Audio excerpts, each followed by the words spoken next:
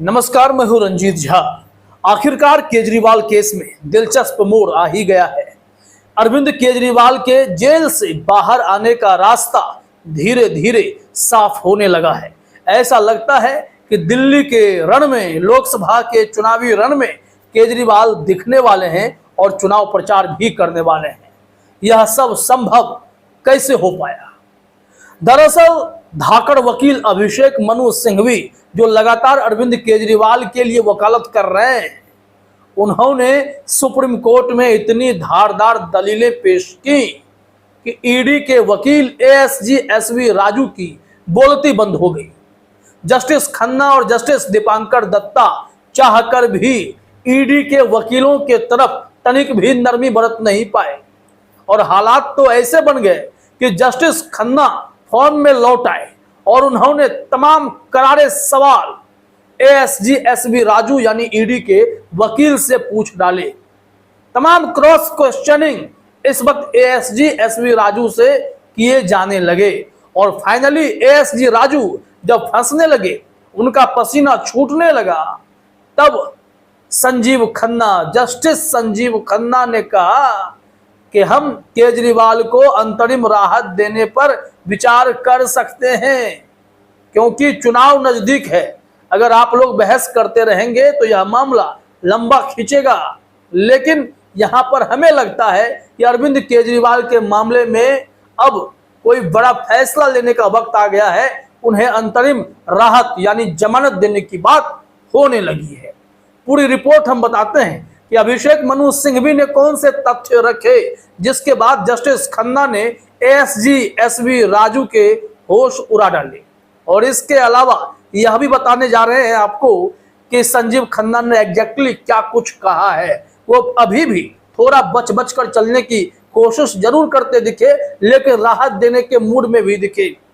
आपको बता दें कि हमने एक रिपोर्ट आपको दिखाई थी कि कैसे कपिल सिब्बल ने जस्टिस खन्ना के मुंह पर कह दिया था कि मैं समझ सकता हूं कि जज लोगों पर दबाव बहुत है। अब वो निशाना किधर लगा रहे थे आप बेहतर समझ सकते हैं।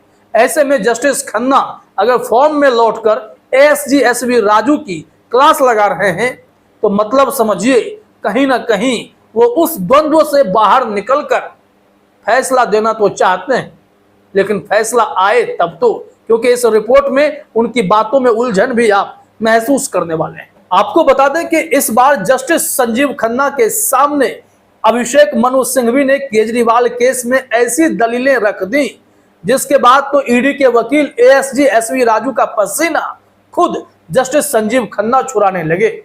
यहां पर अभिषेक मनु सिंघवी का कहना था कि पीएमएलए की धारा 70 का जो प्रयोग किया गया है वो तो पहली बात एक कंपनी के मामले में किया जाता है और कंपनी के डायरेक्टर को उसमें दोषी माना जाता है, लेकिन एक राजनीतिक दल कोई कंपनी नहीं है। दूसरे पॉइंट्स उन्होंने यह कहा, मान लेते हैं कि अगर ऐसा हुआ भी तो कहां आम आदमी पार्टी के खिलाफ कोई कार्रवाई की गई है? पूरे आम आदमी पार्टी को इसमें आरोपी कहां बनाया गया है जो आप एक आम आदमी पार्टी के मुखिया को गिरफ्तार करके मुकदमा चला रहे हैं? और फिर इस पॉइंट पर जस्टिस संजीव खन्ना ने ईडी के वकील एएसजी राजू पर ताबड़तोड़ सवाल दाग दिए और फिर एएसजी राजू जब लड़खड़ाने लगे तो बात जमानत तक पहुंच गई है। जरा देखिए क्या हेडलाइन में कहा जा रहा है, चुनाव के मद्देनजर जमानत पर कर सकते हैं विचार, केजरीवाल की याचिका पर सुप्रीम कोर्ट की टिप्पणी। खबर में देखते हैं क्या कहा जा रहा है।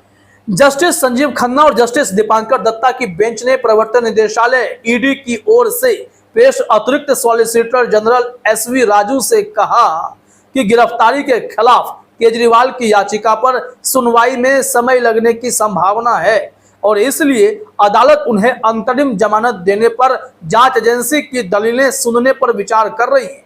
इस पर एएसजी एसवी राजू ने कहा कि वह केजरीवाल को अंतरिम जमानत देने का भी विरोध करेंगे। वैसे तो ईडी के वकील हर चीज का विरोध करते हैं। केजरीवाल ने डॉक्टर की मांग की, वो भी वीडियो कॉन्फ्रेंसिंग के जरिए, उसका भी विरोध कर दिया। इंसुलिन की मांग करने लगे, उसके खिलाफ भी बोलने चले आए, ये आम खाते हैं। लेकिन तमाम ऐसी हरकतें जो ईडी के वकीलों की है। ऐसा लगता है कि वो जांच एजेंसी के वकील नहीं, किसी राजनीतिक प्रतिद्वंदी के वकील हो, जिनका मकसद ही सिर्फ यही है कि राजनीति के दांवपेच में कैसे केजरीवाल को फांसी रखना है। यहाँ देखिए इनको जवाब क्या मिला। जब इन्होंने कहा कि हम विरोध करेंगे, तो जस्टिस खन्ना ने कहा, यानी उनकी बेंच ने कहा कि हम ये कह रहे हैं कि हम अंतरिम जमानत पर सुनवाई करेंगे, हम ये नहीं कह रहे कि हम अंतरिम जमानत देंगे। हम अंतरिम जमानत दे भी सकते हैं और नहीं भी दे सकते हैं। शीर्ष अदालत ने राजू से कहा कि वह 7 मई को अंतरिम जमानत याचिका पर दलीलों के लिए तैयार होकर आए। बता दें कि बेंच केजरीवाल की याचिका पर सुनवाई कर रही है, जिसमें ईडी द्वारा उनकी गिरफ्तारी को चुनौती दी गई है। मतलब यहां साफ है कि जस्टिस खन्ना थोड़े से उलझन से बाहर आने की कोशिश तो कर रहे हैं। ईडी के वकील को कहा कि तैयार होकर आना, और खुद भी कह रहे हैं कि ठीक है, हम जमानत दे भी सकते हैं, नहीं भी दे सकते हैं। तो उलझन में है, लेकिन उलझन से बाहर भी आना चाहते हैं। अब ऐसे में अभिषेक मनु सिंघवी की दलीलें ही तो काम आ रही हैं। उन्होंने अपने दलीलों में ऐसे ऐसे फैक्ट्स रखे जिसके बाद किसी के लिए बोलने लायक कुछ बचा नहीं था।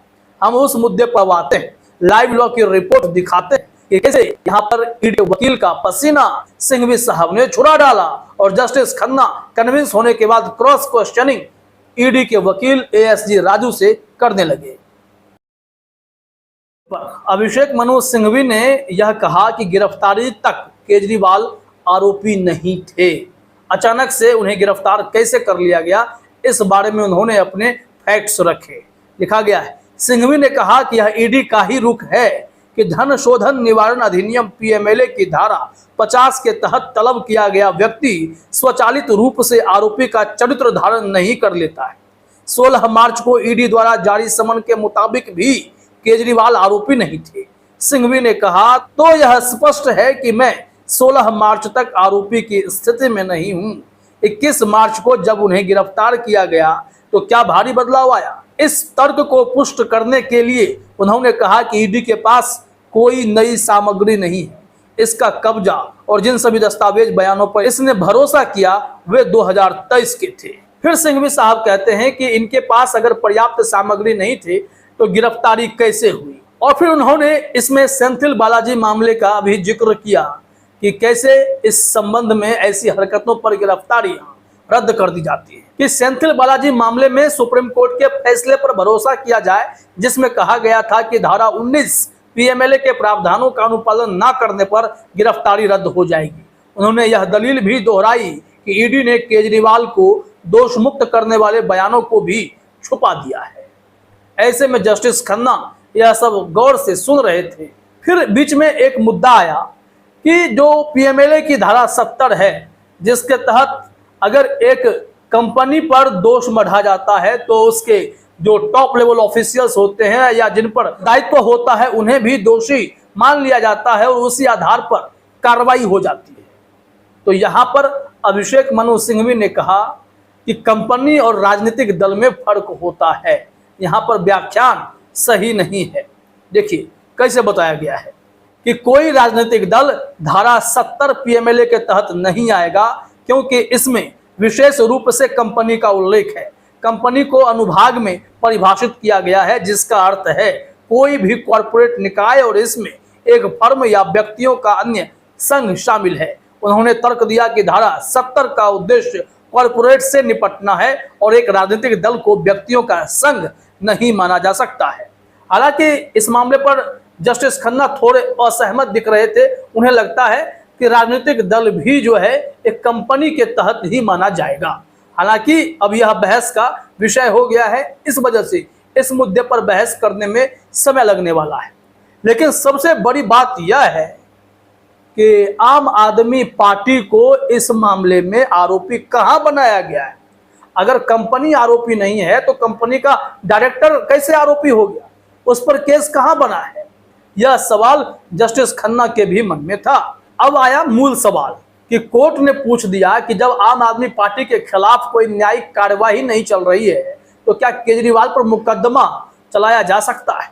यह भी एक गंभीर सवाल था। यहाँ पर कहा जा रहा है कि पीठ ने बताया कि केजरीवाल भ्रष्टाचार निवारण अधिनियम के तहत घातीय अपराध में आरोपी नहीं थे, जिसे सीबीआई द्वारा संभाला जा रहा है। पीठ ने यह भी कहा कि अपराध की कथित आय पर पीएमएलए की धारा 8 के तहत आम आदमी पार्टी के खिलाफ कोई न्यायिक कार्रवाई नहीं की गई थी, तो इस पृष्ठभूमि में क्या केजरीवाल के खिलाफ कार्रवाई की जा सकती है, पीठ ने पूछा है।